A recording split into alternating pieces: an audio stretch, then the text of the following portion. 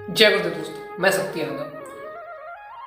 दोस्तों, अहोभाग्यशाली होता है वो जीव जिसे मनुष्य जन्म मिलता है, और उससे भी ज्यादा अहोभाग्यशाली वो जीव होता है जिसे संत सदगुरु मिलते हैं। और जो संत सदगुरु की शरण ग्रहण करने के बाद सदगुरु की सच्ची सदगुरु की भक्ति करता है, मालिक की भक्ति करता है, उनके वचन आदेश का पालन करता है, वो बहुत ही ज्यादा भाग्यशाली जीव होता है। और ऐसे जीव खुद तो तरते ही हैं, लेकिन अपने कुल खानदान को भी तार देते हैं। एक बार अगर किसी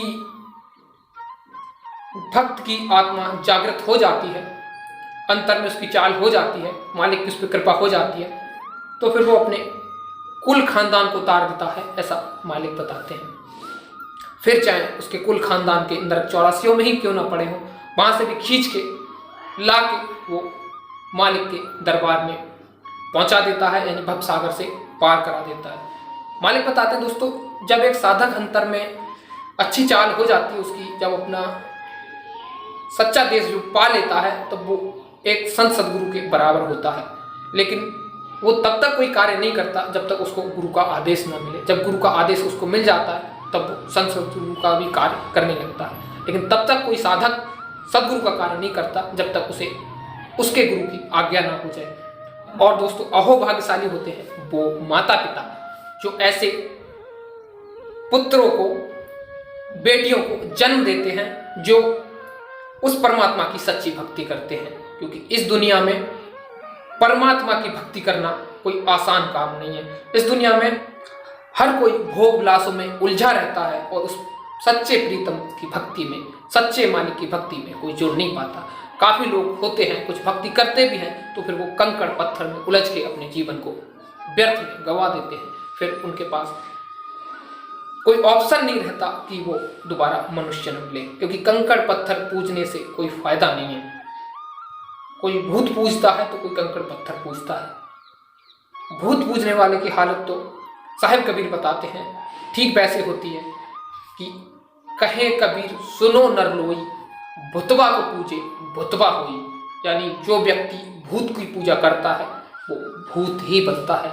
इसलिए आपको चाहिए कि आप इस कंकड़ पत्थरों में, भूत पिशाचों में न फंस के उस सच्चे संत सदगुरु की शरण ग्रहण करके अपने जीवन को सार्थक बनाएं और अपने माँ बाप का जो ऋण है वो एक मालिक की भक्ति से जुड़ने के बाद उतार दें। क्योंकि माँ बाप का ऋण उतारने का यही एकमात्र साधन है कि खुद तो तरे ही अपने माता पिता को भी इस भव से पार करने का कार्य करें। जो संतान अपना कार्य कर लेती है, अपने मनुष्य जन्म को सफल बना लेती है, अपने जीते जी जीवन में अपने मालिक से जुड़ जाती है, अपने मालिक का दर्शन कर लेती है, तो खुद तो वो तरता ही है, अपने कुल खानदान, अपने माता पिता को भी तार देते हैं। और अहोभाग्यशाली होते हैं ऐसे माँ बाप जो ऐसे भक्तों को जन्म देते हैं, जो अपने देश के साथ साथ अपने मालिक की भी सच्ची भक्ति करते हैं। क्योंकि एक इंसान देशभक्त और गुरु भक्त दोनों होना जरूरी है। क्योंकि राष्ट्र में जिसमें रह रहे हैं उसके प्रति भी आपका प्रेम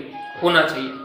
जो राष्ट्र की और देश की हित के बारे में बात करता है वही राष्ट्रभक्त होता है, और जो गुरु के आदेश का पालन करते हुए अपने जीवन को सफल बनाता है, मर्यादा में रह के भजन भक्ति करता है, वो इंसान ही सर्वोपरि है। बाकी तो सब आए और चले गए, कितने आए कितने जाते हैं, किसी का गुणगान नहीं होता। गुणगान उसका होता है, यश वो कमाता है इस दुनिया में जो सच्चे मालिक से जुड़ा होता है। बड़े बड़े राजा महाराजा हुए, उनका इतिहास नहीं है, ना ही लोग उनको इतना याद करते हैं, बस किताबों में पढ़ लेते हैं, जब तक पढ़ते हैं तब तक याद रखते हैं। लेकिन संत महात्मा होते हैं, साहिब कबीर, मीराबाई, संत रविदास जी, इन सभी को लोग हमेशा रोज नित्य प्रति याद करते हैं और उनकी आराधना भी करते हैं कि ऐसे लोगों का इतिहास अमर रहता है, उसे कोई मिटा नहीं सकता। भक्तों का इतिहास होता है वो स्वर्णिम होता है, उसे कोई मिटा नहीं सकता। तो दोस्तों, आज की वीडियो में इतना ही। हम मिलते हैं दूसरी वीडियो में। उम्मीद करते हैं कि आपको समझ में आया, और आप भी अगर थोड़ा बहुत समझे हैं तो अपने जीवन को सार्थक बनाइए। आप अपने मालिक के प्रति अपने जीवन को समर्पित कर दीजिए। आज की वीडियो में इतना ही। हम मिलते हैं दूसरी वीडियो, तब तक के लिए हाथ जोड़कर नमन प्रणाम, सब प्रेम, जय गुरुदेव। अपना ख्याल रखें।